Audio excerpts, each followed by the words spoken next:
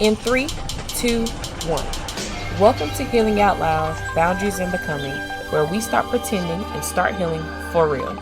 It's your girl, your host, Kayla, and welcome my beautiful people and my fellow overthinkers. Y'all are true a part of this family.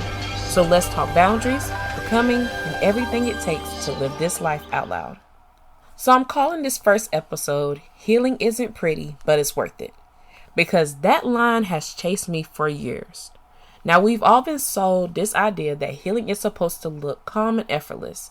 Like you just decide to love yourself one day and boom, you're floating on cloud nine. Yeah, meanwhile, the rest of us, we're out here ugly crying, overthinking every text message, and trying to figure out why setting one small boundary all of a sudden makes us a villain. But that's true healing. I used to think I was bad at it. I thought healing meant having it all together.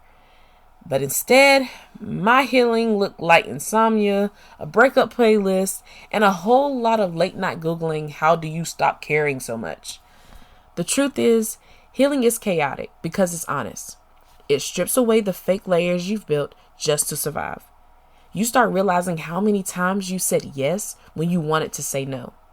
How many times you laughed something off that actually hurt. And how many times you made yourself small just to keep the peace. But healing, it asks you to stop doing all of that, and that truly is hard. Now, I promise it's not all tears and trauma dumps. There's going to be hilarious moments too. And sometimes the universe will humble you in mid-healing just to remind you that you're in fact human. But that's what I love about this process. Healing doesn't ask you to be perfect. It asks you to be real. To say, yes, I am a mess today, but I'm showing up anyway. And that's power. Now, I want you to think about your own version of healing right now. What does it actually look like?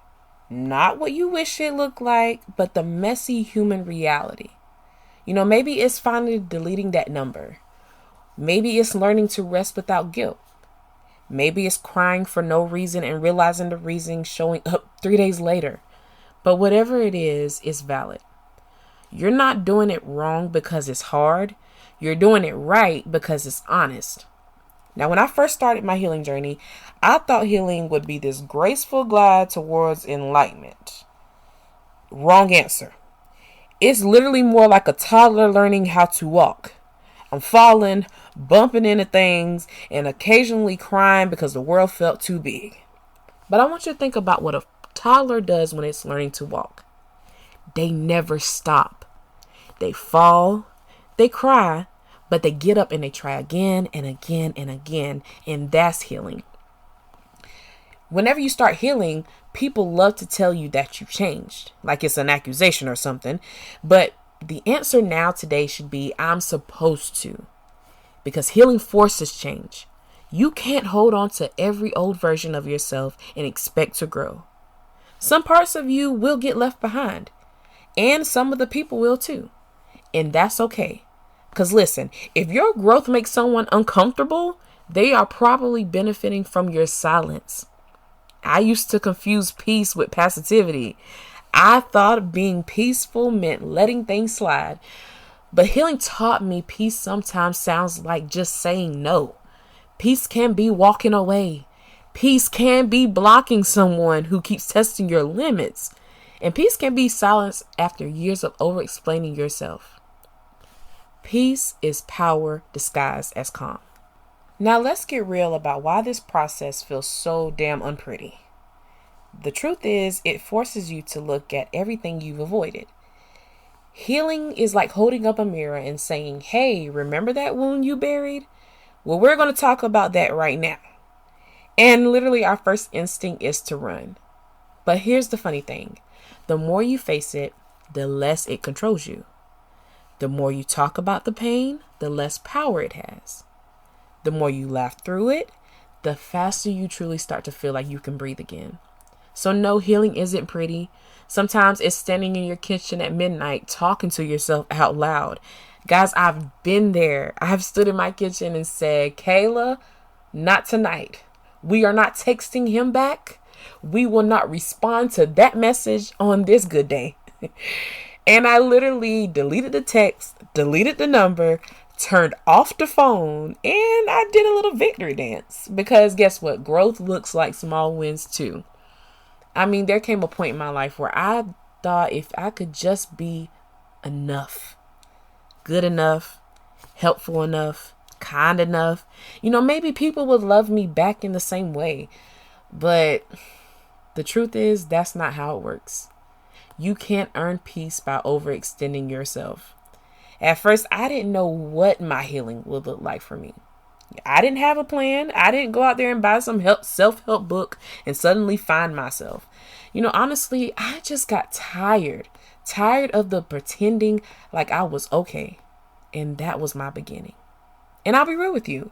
The first stage of my healing journey looked like pure nonsense. I was crying at literally everything. I ghosted people, friends, family. I ghosted the group chats. I deleted Facebook like 3 or 4 times.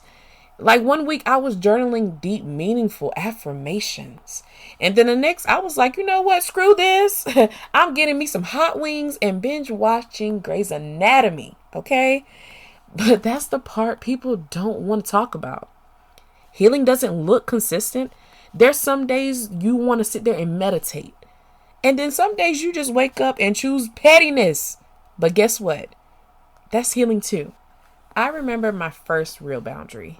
Saying no when I didn't have any other reason than I'm tired. Now you would have thought I declared war. People were used to me saying yes, literally looked at me like I had grown a second head.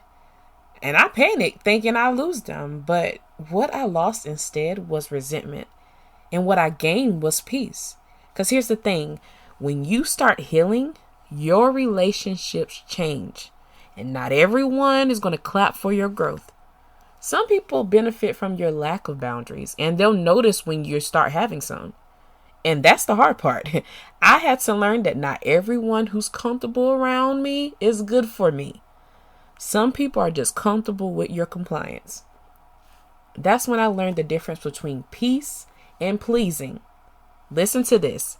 Pleasing people gives you temporary comfort. But peace gives you lasting freedom. Now, it took me a while, but once I stopped trying to be the savior, I started saving myself. I started asking, Kayla, what do you need right now? And sometimes the answer was sleep or silence. And maybe sometimes a late night snack.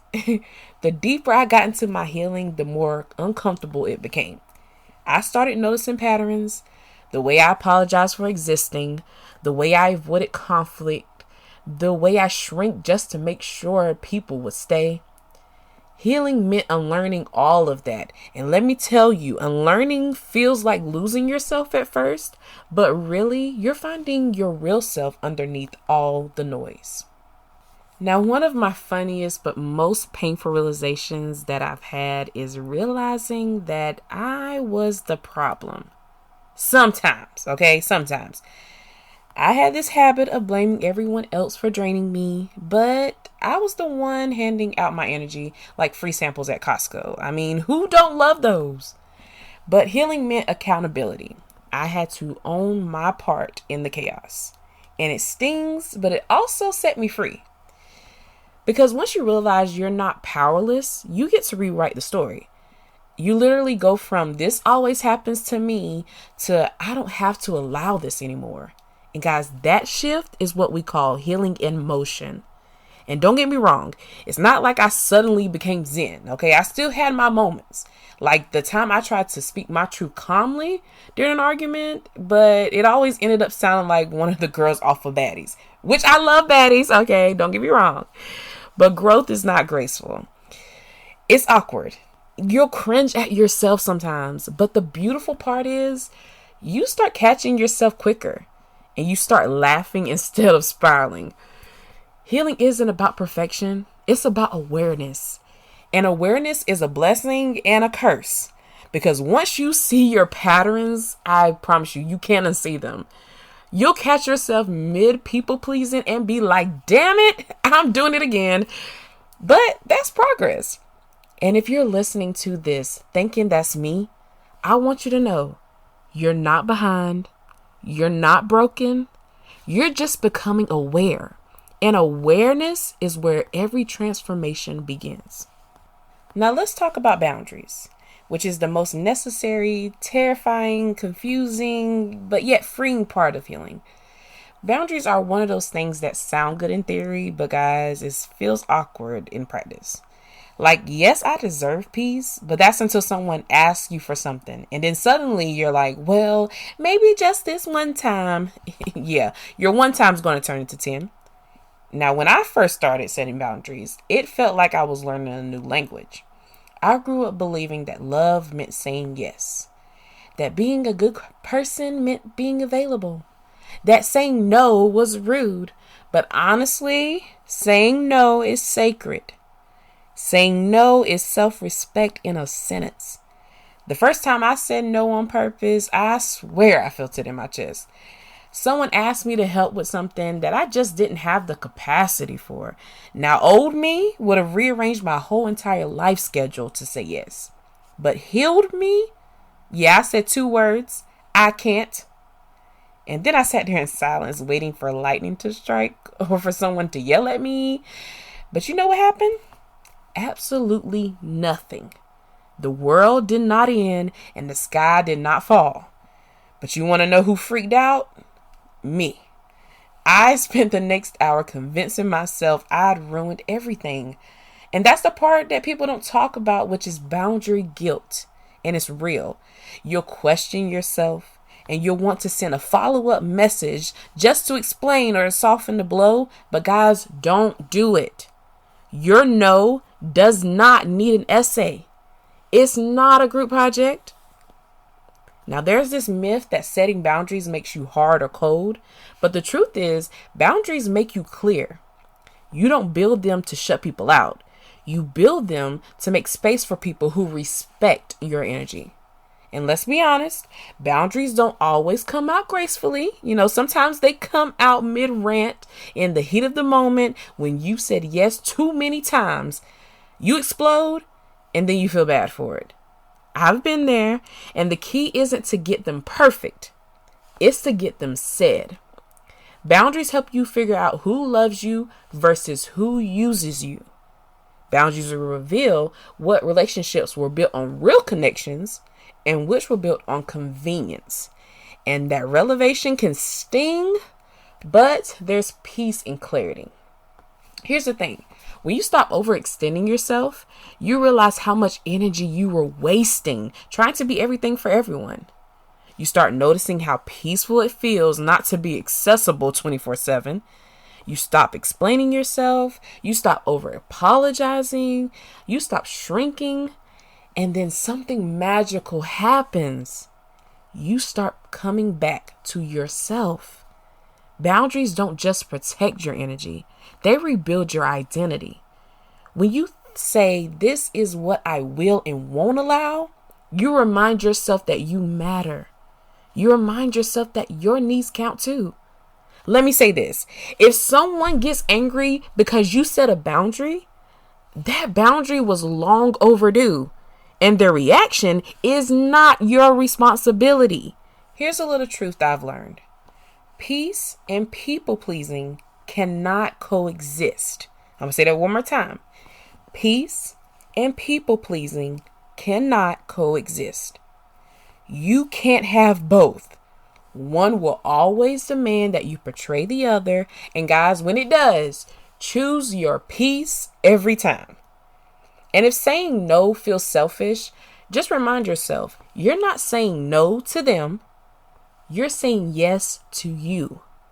Sometimes people say you've changed, and I smile and I say good, because I have. And honestly, so should you. Change is proof you're healing. Change is growth in action. And anyone who wants you to stay the same is asking you to stay small. Boundaries are where self-respect and healing finally shake hands. And they're where you stop surviving and start living. And the best part, once you start, it gets easier. You stop feeling guilty for protecting your energy. You stop explaining your no. You stop carrying what isn't yours. And you start sleeping better, smiling easier, laughing more. That's the reward of boundaries. Peace that doesn't need permission. So now I want to get into the maintenance of healing because it's daily work. So let me give you guys some tools that help me. And honestly, half of my healing toolkit was built on things that cost nothing but true honesty. So let's start with one of my favorites, stillness. And guys, I used to avoid stillness. I was always doing something, fixing, texting, scrolling, cleaning. Anything to avoid my thoughts. But when I finally got quiet, I heard what my body had been trying to tell me for years. Kayla, you're tired and you're carrying too much. Guys, the goal isn't silence, it's awareness. Another big one was self-talk. Listen, the way you talk to yourself matters more than anything else. And I used to be my own worst bully, telling myself I wasn't doing enough, I wasn't good enough, that I should be over it by now. And honestly, I wouldn't talk to a stranger that way, so why would I talk to myself that way? Healing required me to learn a new voice, and one that sounded more like grace. Now when I mess up, instead of saying, "Oh, that's so stupid," I say, "Okay, that wasn't your best moment, but you're learning." Progress, not perfection. You can't shame yourself into healing. You can only love yourself into it. And I swear by journaling, and I'm not talking about that cutesy Pinterest, even though I do love me a good pen now, but I'm talking more like the raw, messy, word vomit kind where you write like nobody's going to read it. Because sometimes the truth can't come out pretty. I've written things like, "I hate this. Why do I keep doing this? I'm so sick and tired of being the strong one." And then 5 pages later, I find peace. Writing truly lets you see your own growth in real time. It's like proof that you're evolving even when you don't feel it. Now I want to focus on the underrated tool, which is called community. I know healing sometimes sounds like a solo mission, and parts of it are, but you're not meant to do this alone. So find your people. And I'm talking about the ones who don't need you to be okay all the time. The ones who don't flinch when you're honest. The ones who can sit with your silence, your chaos, and your breakthrough. And those are your healing people. And let's talk about forgiveness. Not the soft, it's okay kind, but the fierce, freeing kind. The kind where you forgive not to excuse what happened, but to release what's been holding you hostage. Because sometimes the person you need to forgive the most is yourself. You did the best you could with what you knew, and now you know better, and that's growth. I think one of the most powerful healing tools is simply allowing yourself to change. We romanticize healing like it's a destination, but it's really a constant becoming. Some days you'll feel healed. Others you'll feel like you're back at square one. But you're not. Every time you choose awareness over avoidance, you're moving forward. Every time you pause instead of reacting, you're evolving. Let yourself be new. Let yourself outgrow what no longer fits. Even if that means parts of your old self don't come with you. Healing doesn't make you perfect. It makes you real. It strips away the mask, the performance, the need to impress, and then what's left? That real, honest, whole version of you. And that's where your power lives. Now you'll know you're healing when peace starts to feel more familiar than chaos. It's when your triggers don't pull you the same way, when you stop explaining your worth, when you start laughing again, and not because everything's perfect, but because you finally feel free. And honestly, healing might not always look good, but it feels right. It feels like coming home to yourself. You know, somewhere along this wild ride called healing, I realized something really beautiful. The whole thing isn't about fixing what's broken. It's about becoming who you were always meant to be before the world told you otherwise. Healing isn't about getting back to your old self. It's about creating your next self. Because let's be real, the old you was doing what they had to do to survive. That version of you got you here.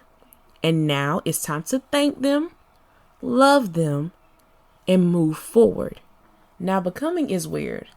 It's like you wake up one day and your old life just doesn't fit anymore. The conversations that used to feed you start feeling empty.